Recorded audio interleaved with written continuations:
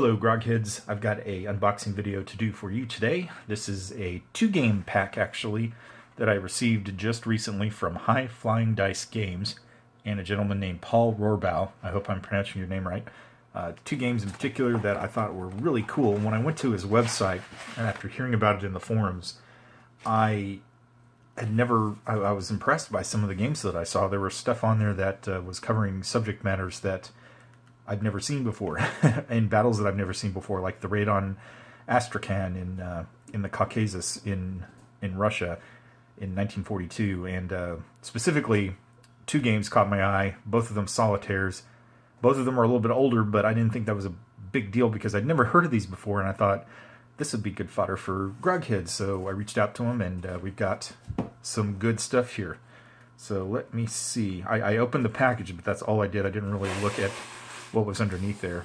The first one is called Gliders from the Sky by a gentleman named Roberto Chiavini.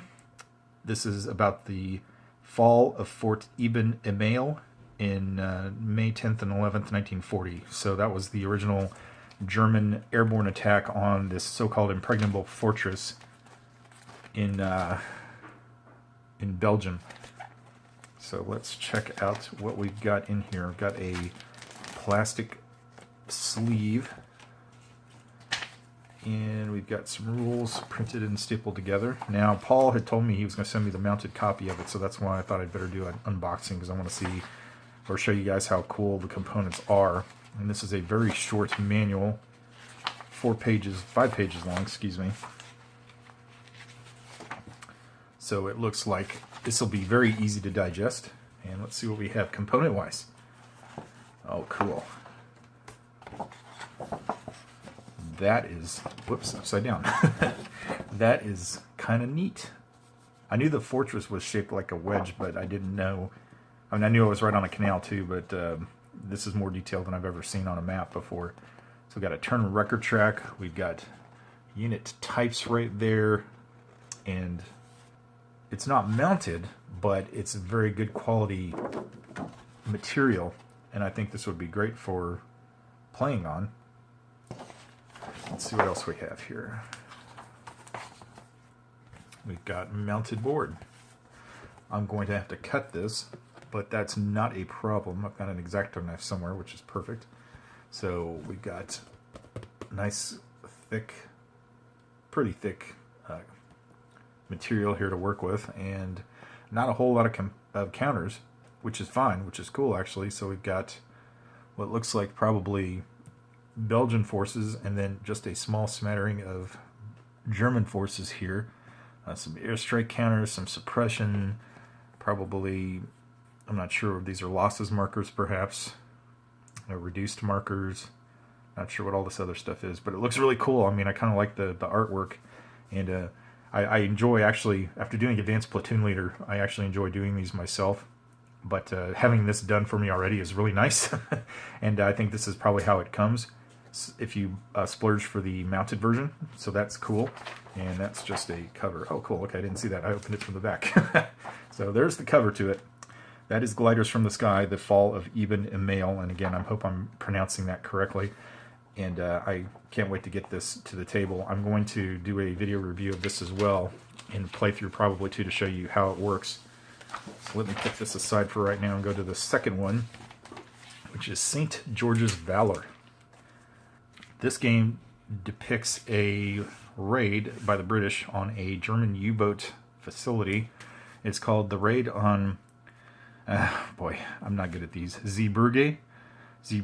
Zeebrugge. I have no freaking idea. So laugh all you want. I'm screwing that up, I know. 23rd of April, 1918. So it's a World War I game, which was another thing that made it interesting to me, because it's like there's so few games on just such a small scale, and solitaire on top of that. So, oh, of course, I almost did it again. There's the cover. That's kind of a cool little cover. St. George's Valor, the raid on Z, I will say. 23rd April, 1918. Game designed by Solitaire Play, and I believe this was done by Paul himself, actually, if I remember right from Board Game Geek. So we have, looks like an aid sheet done in full color, showing some of the maps and such. This is an interesting game because this one, I should have mentioned this earlier about Gliders from the Sky. This one came out in 2007. This one came out in 2002. So when I said earlier these are older games, I was not kidding.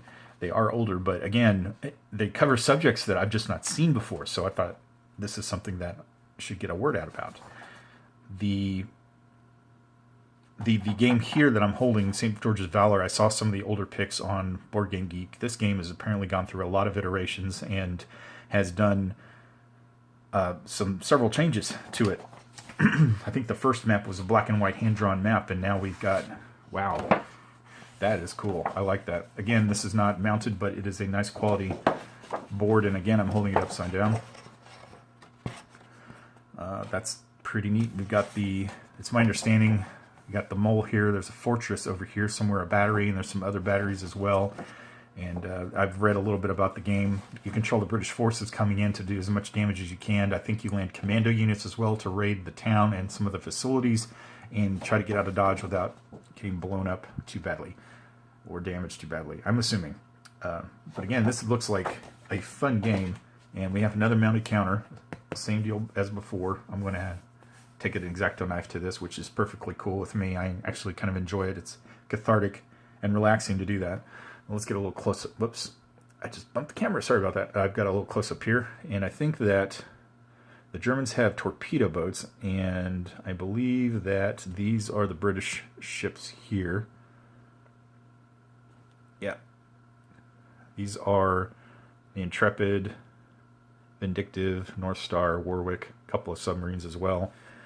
And we've got some other cool markers here, little explosions.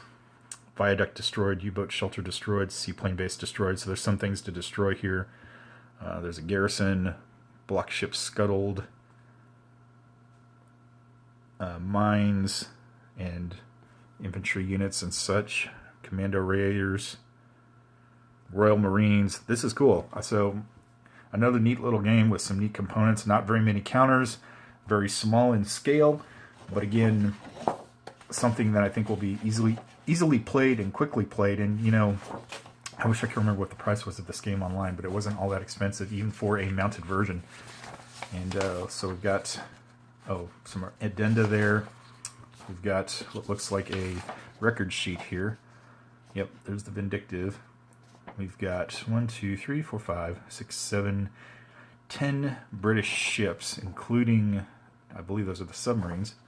And then the Germans have torpedo boats, 7 of them, and then 3 batteries. So there's a lot of stuff going on in this game. It looks like it's going to be cool to play. I can't wait. I'm not normally a naval combat kind of guy. This looked like it was cool because A, it's Solitaire, and B, because it's on a subject that's something I hadn't heard of before, and I thought it would be fun to play. So there we go. We've got 2 games from High Flying Dice Games. We've got St. George's Valor and Gliders from the Sky. I will be posting review videos and playthroughs of these as separate entities, I believe, in the near future. So keep a lookout on GrogHeads.com. Come on by the forums, join, and if you don't mind, like and subscribe this video so we can see how many you like and we can get more of them out there. Until the next video, take care. Thanks for watching.